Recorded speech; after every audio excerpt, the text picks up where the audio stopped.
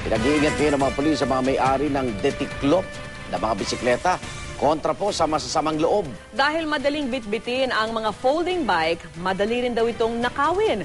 May saksi exclusive si Emil Sumangil. Isang kalas lang sa mga tinatawag ng quick release locks. At ang mga bisikletang ito, ready to carry na.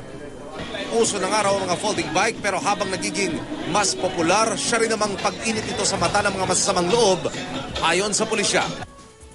Sa isang subdivision nga sa Marilao, Bulacan, dalawang magkasunod na araw na may natakay na bisikletang detiklop mula sa mga homeowner.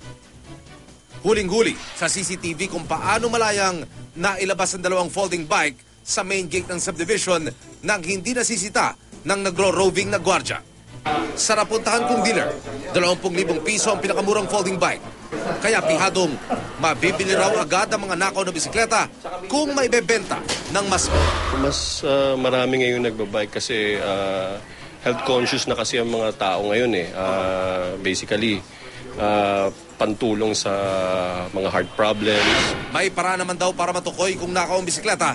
Actually, yung mga frame nila, may mga may mga serial number. At saka nagtutulungan ng mga biker community na pag may nagbenta ng bike, inaalam nila kung legit ba talaga yung bike na galing sa kanila or kung sa iba galing, medyo ikakalat nila sa publika, meron bang nawawalang ganitong bisikleta.